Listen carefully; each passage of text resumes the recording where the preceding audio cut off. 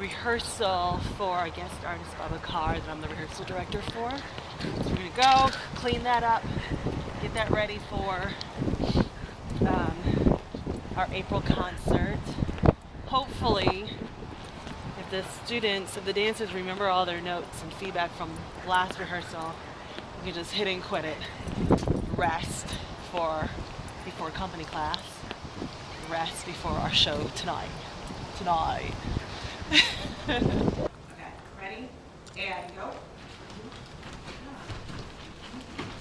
Okay, so after the turn, after the single turn, it's quick. You're in a plie and then you jump back. Okay, you can see that because that's not clear. So turn, land, jump back. From the top of that, ready, and go. Okay, the status quo in dance. Now, we always think of arts as very liberal and open and everyone is kumbaya. And the reality is, it's not. It's not. Even to this day, I still don't see a variety of diversity, true diversity in companies and dance companies. So yes, if you are a slender size 4, long, short, whatnot, you were in your cast. It was good. My name is Sheila Coleman. I'm from Sacramento, California. I grew up in a low-income community called Dos Rios on Richards Boulevard in Sacramento. I think that the issue of like, oh, if you're a dancer, you have to look a certain way, is something that plagues a lot of the minds of our young people.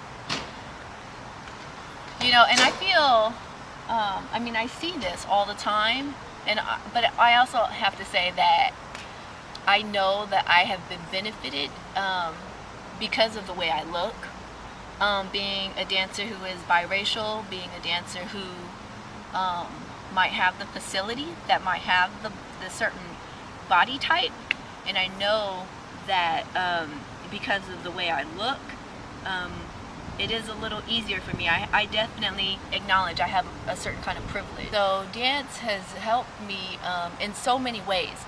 When I got to college, the function of dance changed. As a hip-hop dancer, you know, I wasn't exposed to ballet or modern, any other style of dance.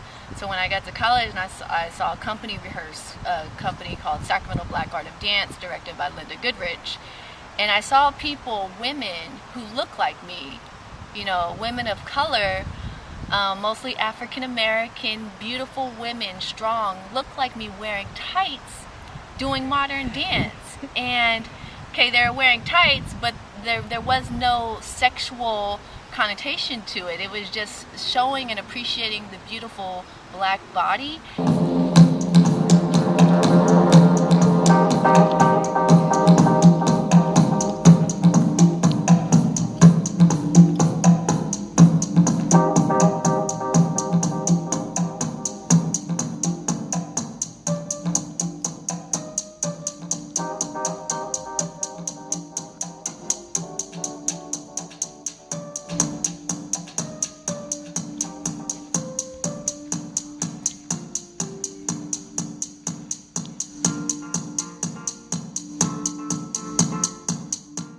A challenge that some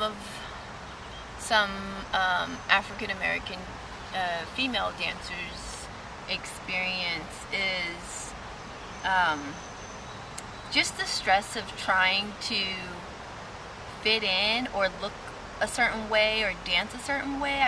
I did hip hop in a predominantly black community. Went to college, I danced with SBAD, Sacramento Black Art of Dance, which is a very multicultural dance company. Then I go to graduate school where there are no people of color. You know, I am, in my cohort, there were only 2 African American students, and I was one of the 2. And so, you know, with my background, you know, I was put in the advanced classes. And being in these classes where I'm the only person of color, I felt like I had this pressure to really represent. And really do well because I felt like I was representing other African American dancers, and I just wanted my peers in my cohort to see that, you know, a person of color can do exactly what you're doing, but I can actually do, you know, more. And just so I felt that pressure to always do really well and to be in the front and to model, not just because I wanted to show off, but because I felt like I really needed to represent people who look like me. Because I think there are these negative stereotypes that if you're black, you can only do one style of dance. Skipping on some old love song, but right here with you is where I belong. A new era, a new earth, an old style that gave birth to a new day. I knew they would search for what it's worth. I'm standing right here, and just like the sound of the wind, I appear magical. Plus back from sabbatical to radical Kwame Law. I'm what? Nervous as heck. Why? I don't know, and I'm not even dancing. I'm just nervous. That sounds like you're gonna be fine. Hi. That's okay, Fred? Okay. Oh, yes, lettuce.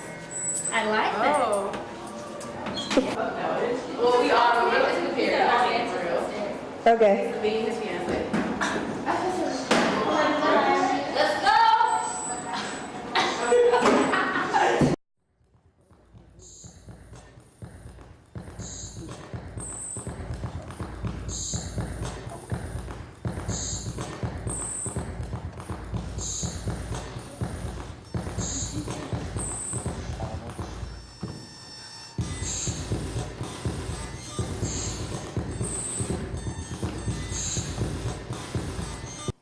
I still feel that there is a limit or an idea still set that black dance has a different experience than dance itself. And there have been many books written on that, like The Black Dance America, The Black Dancer's Body, or like, I don't know, for me, I feel like my experience is different because I do, when I choreograph, my movement is from a higher, it's from God, you know, like I try to always bring those elements in.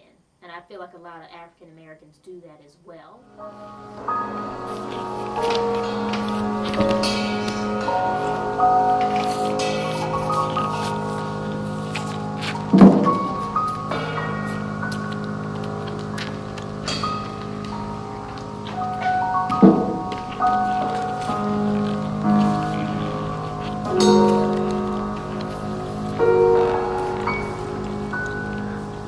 As I have evolved, I've been seeing myself much more multiculturally and much more as just a human being on earth. And so I feel like dance is a way for me to express my humanness. It's a way for me to become more human. It's a way for me to help other people become more human. And so that's why I love performing. I love teaching because I feel like dance is just this opportunity to become better.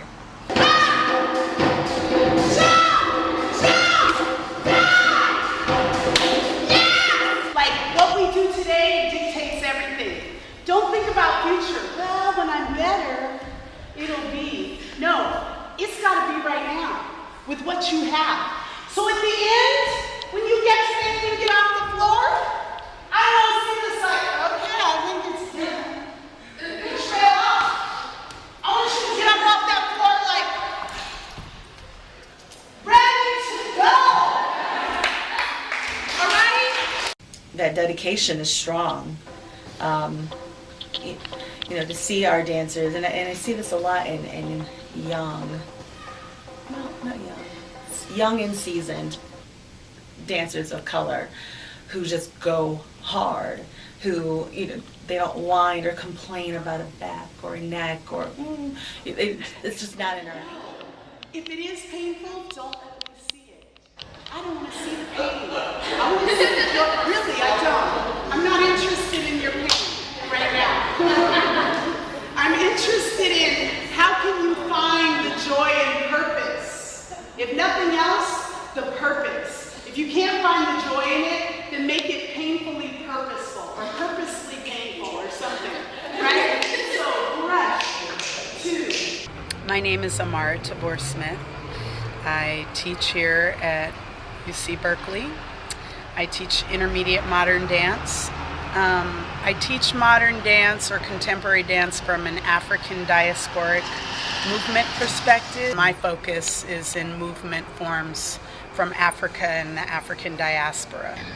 And we come in all shapes and sizes as African Americans, so there's no one body type.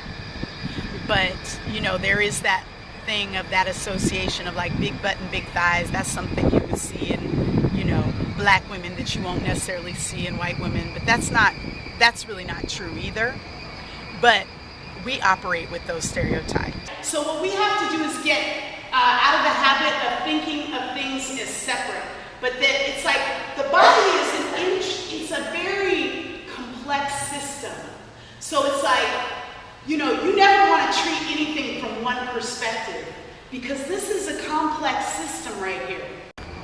I don't want people to get stuck in this either or place, but really embrace that we are complex and our experiences are complex. And within joy is sorrow and vice versa, and our ability to experience one, you know, we can't know true joy if we don't know true sorrow.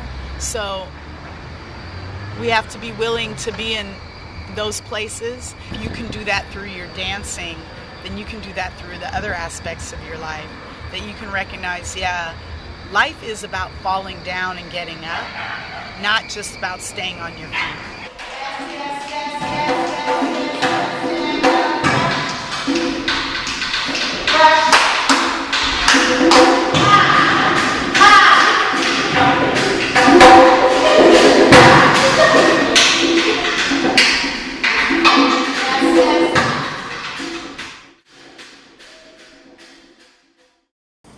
I wasn't given this life to be defeated. And yeah, you have struggles that will try to defeat you. But dance is also a journey. You know, it's a manifestation of myself.